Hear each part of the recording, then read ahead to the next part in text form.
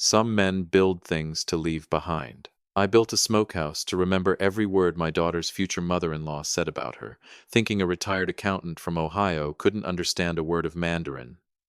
Steady, Walter. Just pour the tea and smile. That's what I kept telling myself. At that table, at the Jade Pavilion, the private room I'd booked off Route 9 outside Cedar Falls, the one with the koi pond visible through the rice paper screen, because it seemed like the kind of place that said we tried. We cared enough to get this right, without me having to say a word of it out loud. I wanted Way's parents to feel like Cedar Falls wasn't nothing, wasn't just cornfields between two bigger cities on a map. I wanted more than anything for my daughter Claire to look around that table and see the two halves of her life sitting together, easy, warm, like they belonged there. I didn't get that. I got something else instead. And it started with the tea. "Richard, is this the oolong you requested?" Fang asked, turning the little clay pot in his hands like he was inspecting a used car. His English was careful, precise, each word set down like a brick. "This is not the grade we would serve for a family occasion. It's from a shop 2 towns over," I said. "Owner's a good friend of mine." Fang set the pot down without looking at me. How resourceful. Mei Lin smiled at me the way you'd smile at a dog that had just tracked mud onto clean carpet. Patient, a little pained. "And your work, Richard, remind us what it was you did." "Numbers," I said. "Accounting, mostly small businesses, family shops, that kind of thing." "Ah," Mei Lin said. "Bookkeeping." She said it like she was setting a plate down that had a chip in it. "Practical, I suppose. Practical. Like I'd told her I spent 40 years counting rocks." I let it go. Claire was laughing at something Wei whispered to her, her fingers laced through his under the table, and that right there, was worth every one of those little clipped smiles they kept handing me across the tea service. I've done a lot of unglamorous work in my life. I balanced books for machine shops at midnight after my own kids were asleep, drove 2 hours each way for clients who paid me in cash and gratitude.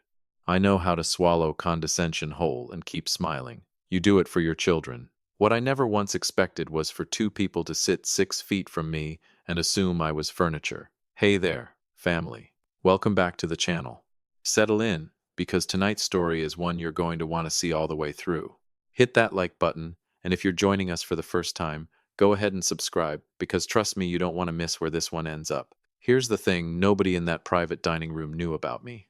Not Wei, not his parents, not even my own daughter, not really.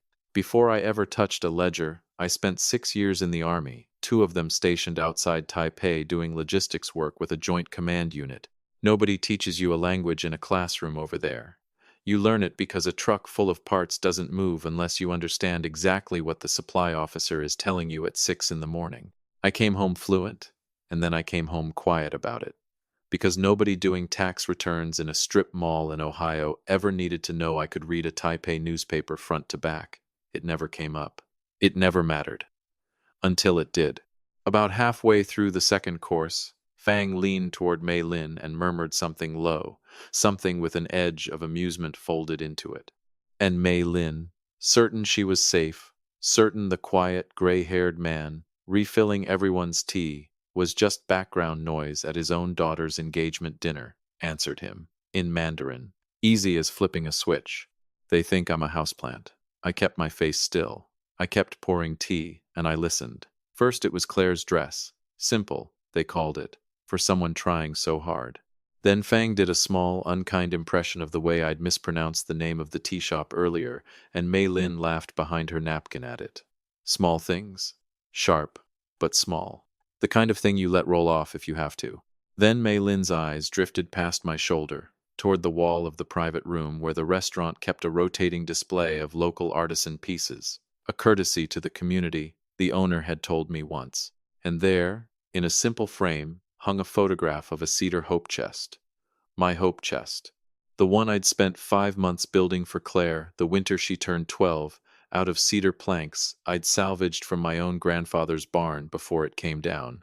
I'd carved her initials into the underside of the lid where only she'd ever find them. She kept her mother's letters in it, after the cancer took her, kept them in there for 11 years now. Mei Lin tilted her head at the photograph, amused, quiet. "He probably bought that lid at a hardware store and called it heirloom. Americans have no real craft left. They glue boxes together and put a bow on it. I set my teacup down. Not hard, not a scene.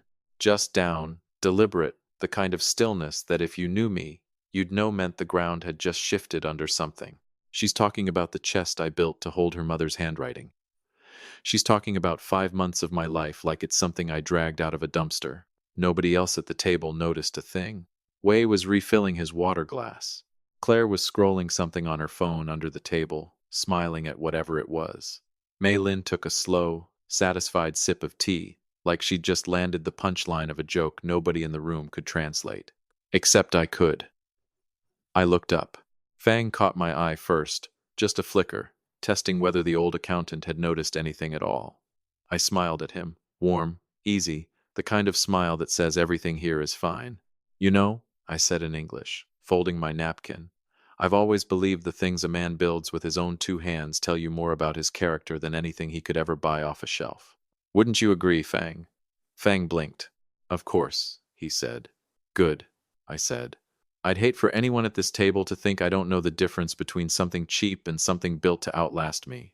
I let that sit for exactly 2 seconds. Long enough. Not too long. You have no idea what you just said in front of me, and I'm not going to tell you. Not yet. That should have been the worst of it. It wasn't. 20 minutes later, over the last course, Mei Lin leaned not toward Fang this time, but toward Wei, her own son, and asked, light as anything, like she was asking about the weather. Is the account ready? Wei nodded, barely glancing up from his tea. Next week, probably, he said. Everything on schedule. I kept my face exactly where it had been, pleasant, interested in nothing but the last of my rice. Account. What account? Ready for what? I didn't get the rest of it that night. That came later, in pieces, over the following days, the way these things do. But I got enough. I got a name. Silvergate Holdings. And I got a phrase from Fang that turned my stomach in a way Mei Lin's comment about the chest never could. He is so hungry for his daughter to be happy, he'll sign whatever we put in front of him. And then Wei, my daughter's fiancé, the young man who'd sat across from me 4 months earlier with what looked like real nerves in his hands asking for my blessing, laughed. Actually laughed, and said, that's exactly why it works. He wants her happy so badly he won't even read the fine print. I told you he was easy. Then he turned, smooth as anything, right back into English, and took Claire's hand across the table. Having a good time, sweetheart? He asked her. That same devoted look he'd worn since the day I met him. The best, Claire said, and leaned in to kiss his cheek. He's not marrying my daughter. He's auditioning for the part. And I just watched the callback.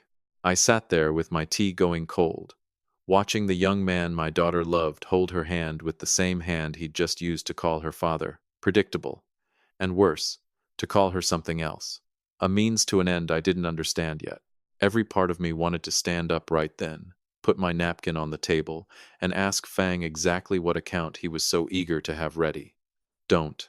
Not yet. Not here. Because here's something I learned a long time ago. Something the army teaches you if nothing else does. If you blow up in a private dining room over something your own daughter can't even hear, you're not the wounded party in that story. You're just the difficult old man who ruined her engagement dinner. Claire would defend Wei. She'd apologized to his parents on my behalf. And I would have handed them exactly what they wanted, a reason to paint me as the unreasonable one before any of this had even started. So I smiled. I paid the check. I walked my daughter and her fiancé's parents out to their car and told Mei Lin the evening had been lovely, and I meant every word of it, in a way she wouldn't understand until it was far too late to matter. I got into my truck, an old Silverado I'd had since Claire was in grade school, and I sat in that parking lot a long time before I turned the key. They think I'm a pushover. They think this is already decided. I thought about that, hope chest. I thought about 5 months of sanding cedar by hand. About a piece of furniture Mei Lin called garbage without knowing the man who'd built it was sitting close enough to hear every syllable. I thought about the word account and how it had been said about my own daughter's future like she was a line on a spreadsheet. And I made myself a promise right there with the engine idling. I'm not going to say a word. Not yet. But I am going to find out exactly what they think they're getting away with. I drove home slow, the way I always do on nights when my head's too full to trust myself with a stop sign. Claire texted me before I'd even gotten my key in the door. Dad, thank you so much for tonight.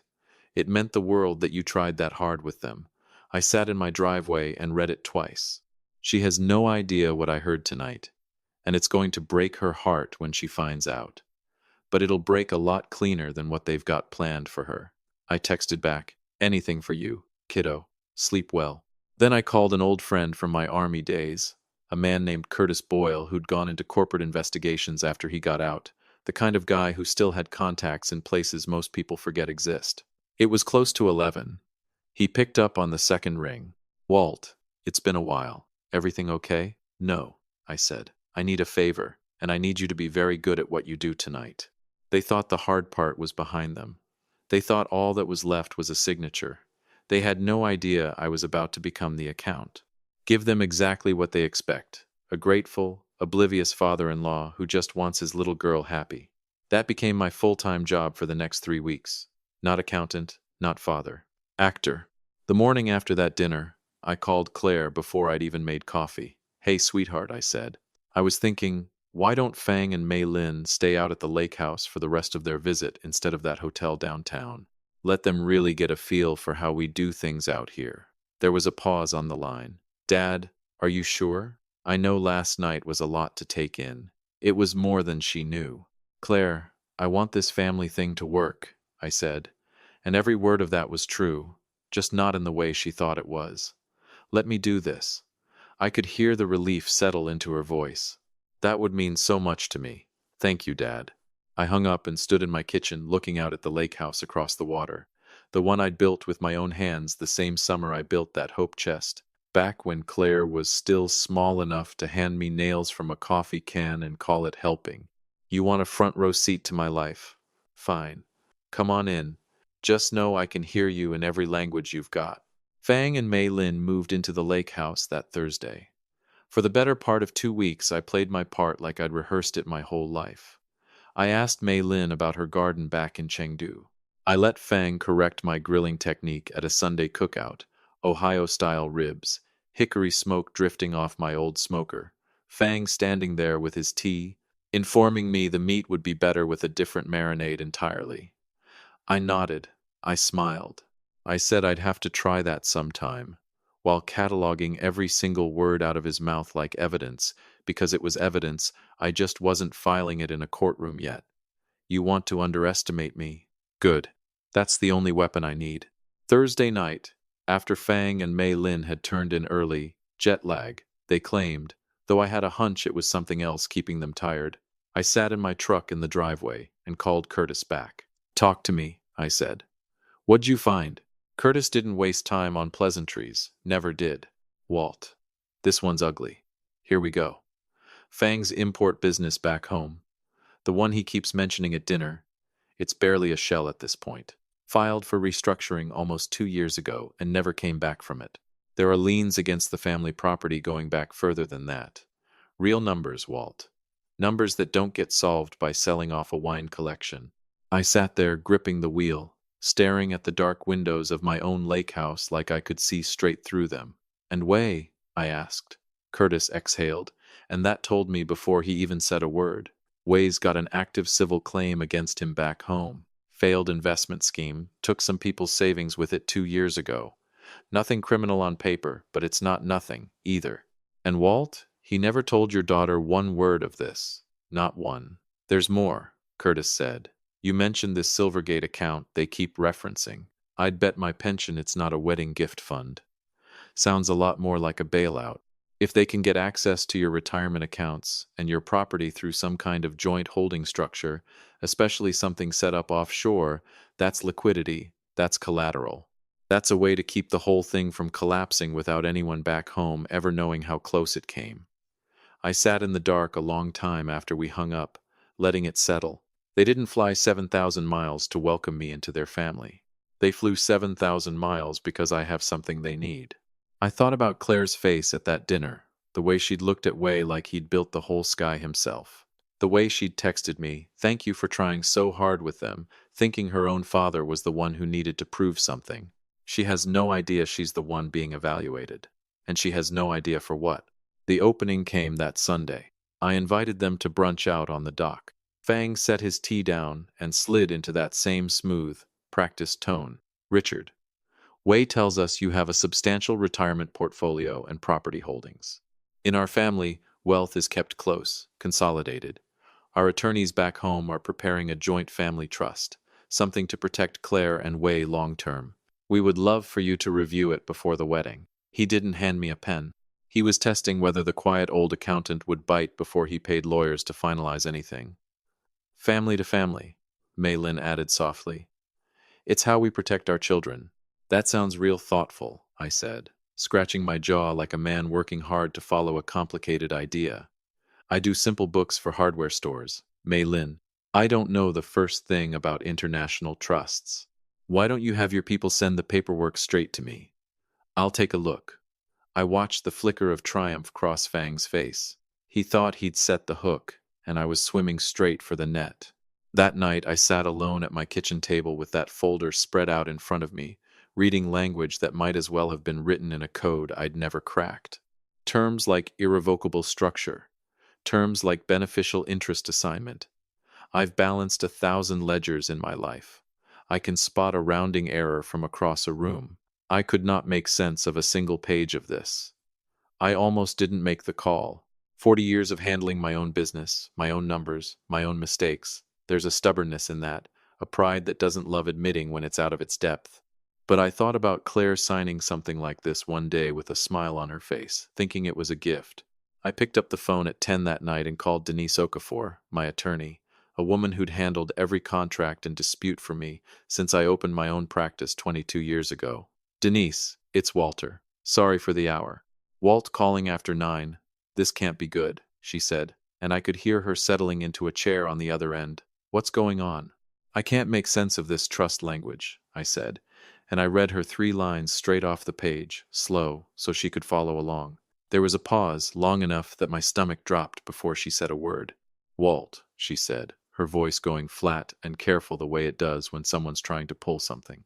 This isn't a family gift, and it isn't estate planning. It's a cross-collateralization structure. Explain that in accountant's terms for me, Denise.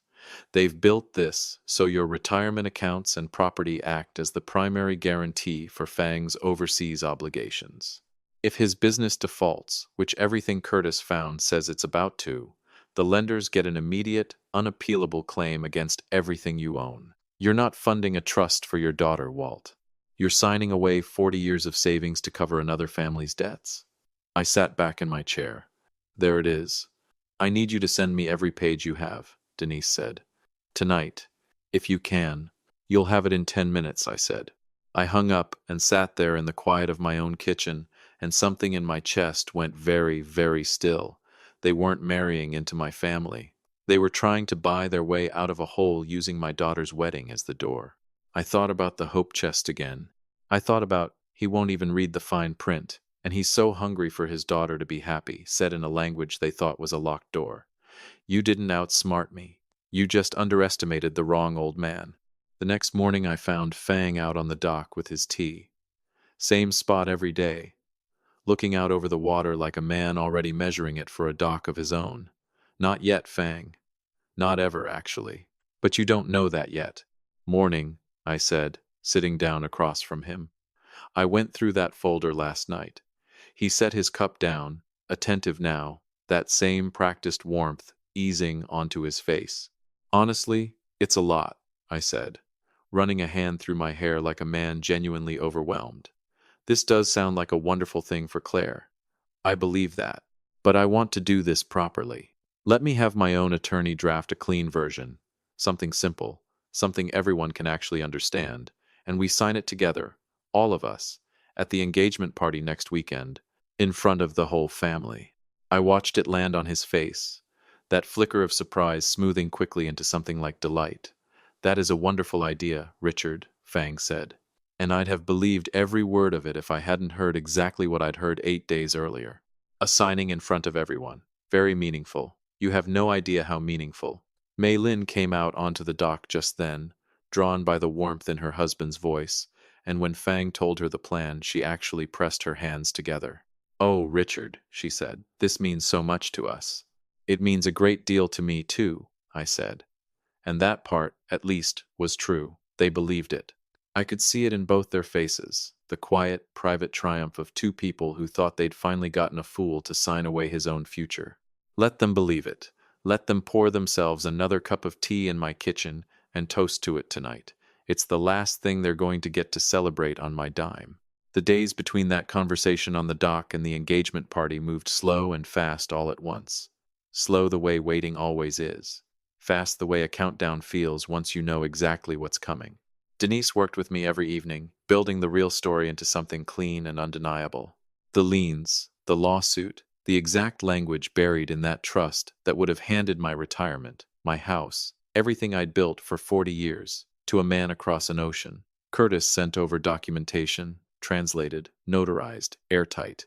And every single day I kept smiling across the table at Fang. I kept letting Mei Lin correct the way I said the name of the tea shop. I kept letting Wei shake my hand and call me Pop with that easy grin, like we were already family, like he hadn't sat at a table 9 days earlier and called my daughter Easy to that same family. Keep smiling, Wei. You have no idea what's waiting for you. Claire, for her part, floated through those 2 weeks happier than I'd seen her in years, picking out centerpieces, texting me photos of table settings like my opinion on flowers had ever mattered to a soul. "Dad, what do you think, white roses or wildflowers?"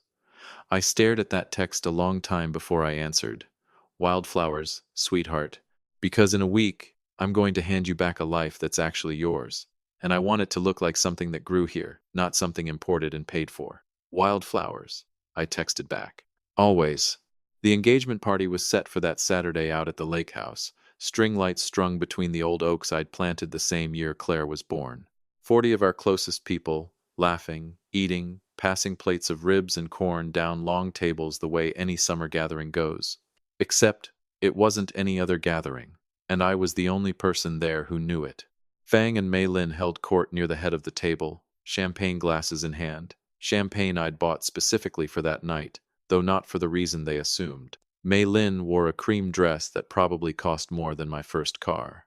Fang wore that same easy, patronizing smile he'd had since the night we met, like he was doing all of us a favor just by showing up.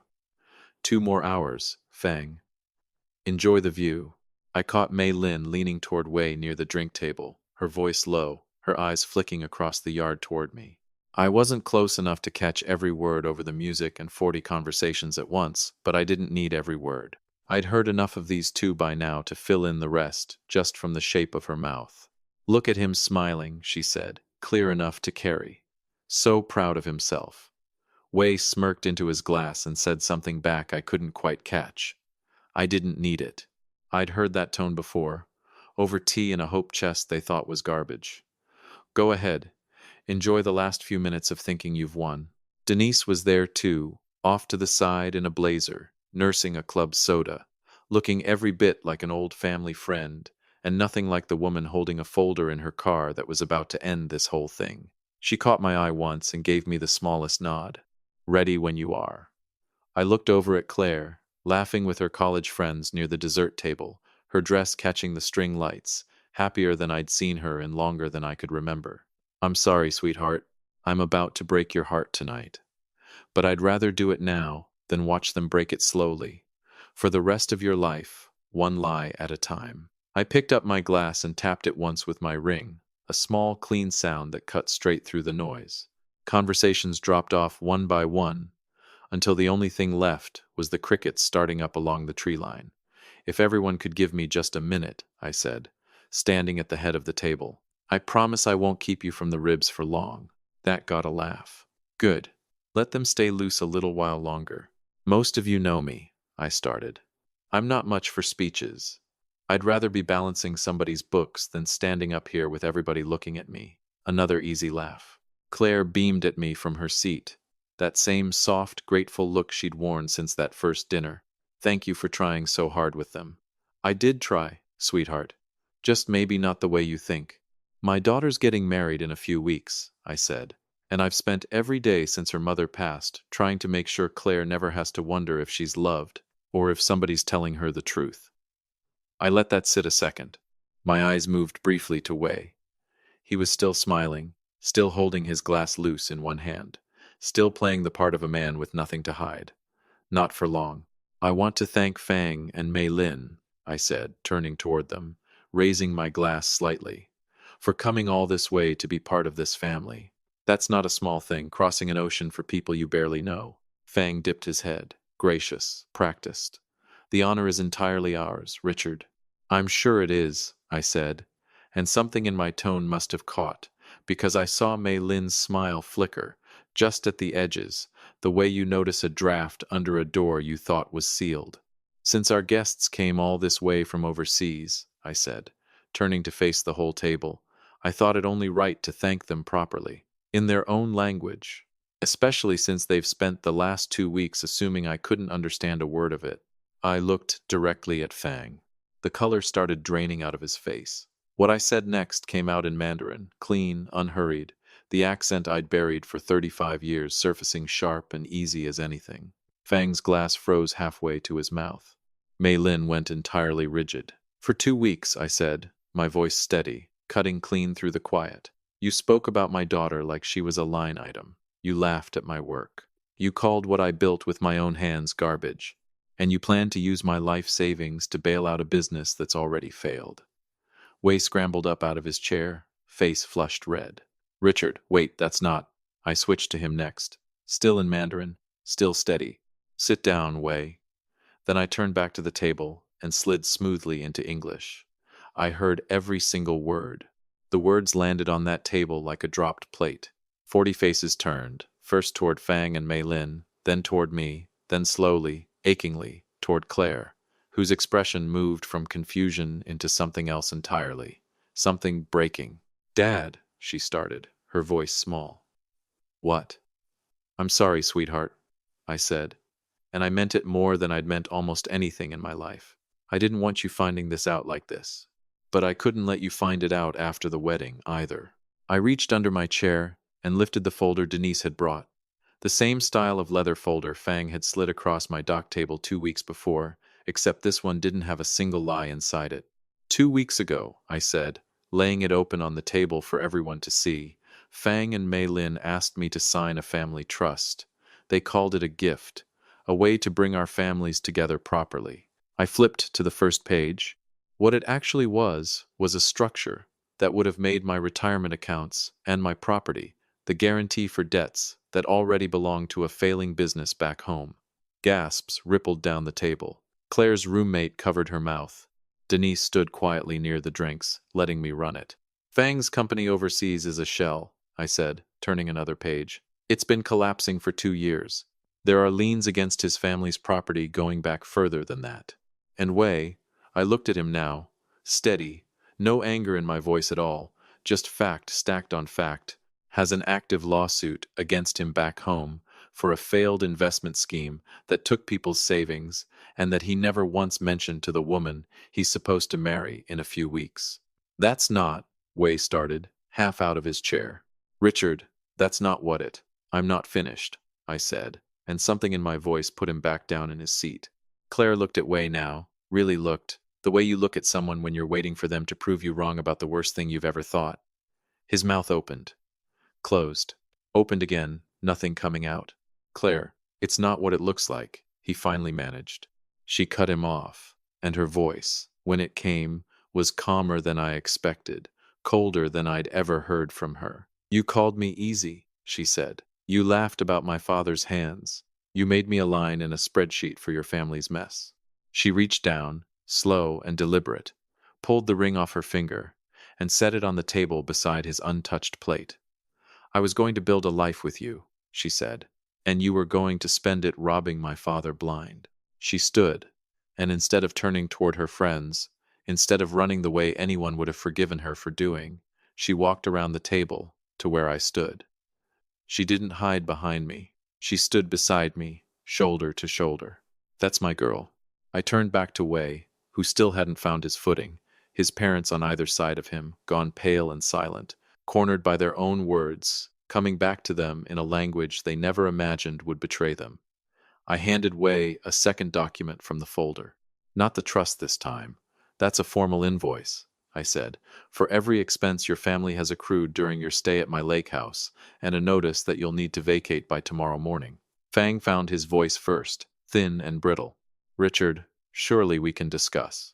We discussed plenty, I said. In 2 languages, apparently. I just didn't join in until tonight. I picked up my glass, the one I'd raised at the start of all this, and took a slow sip, savoring it before setting it back down with a small, deliberate click. And Fang, I said, I paid for tonight out of my own account, the one your family never got their hands on. I'd say you're welcome, but we both know you don't mean it when you say thank you. I gestured toward the lake house, glowing gold across the water, the same one I'd built with my own hands, the same summer as that hope chest. The house is unlocked, I said. You're welcome to stay there tonight, but I'd call a hotel instead. Breakfast is better. Nobody at that table said a word. Fang's jaw worked like he wanted to salvage something out of the wreckage, but there was nothing left to salvage, not with a folder full of documentation open on the table, not with his own son's words handed back to him in the very language he thought made him untouchable. I looked down at Claire. She looked up at me, tears standing in her eyes, jaw set steady. You ready? I asked her, quiet, just for her. She nodded. Together we walked away from that table, past the string lights, past the wildflowers in their mason jars, past 40 stunned faces, and one folder that had just ended, a con 2 people flew 7,000 miles to pull off. Behind us, I heard Mei Lin's voice crack, high and desperate, calling after us in words I didn't bother turning around to catch. It didn't matter anymore. I'd heard everything I needed to hear from that family the first night over tea, thinking I couldn't understand a word of it. You were wrong about a lot of things, Fang. But you were most wrong about this. Thinking a quiet man with a calculator wouldn't know exactly what to do with the truth once he finally had it in his hands. Claire slipped her hand into mine as we walked toward the house, the same way she used to when she was small enough to hand me nails from a coffee can and call it helping. Thank you, Dad, she said quietly, for hearing what I couldn't. Always, sweetheart, I said. Every single word. Behind us, the string lights kept glowing over an empty toast, and a family that had crossed an ocean to take something from us and left with nothing but the sound of their own words, finally understood. If this story meant something to you, hit that like button, subscribe, and let me know in the comments where you're watching from tonight. I'll see you in the next one, family.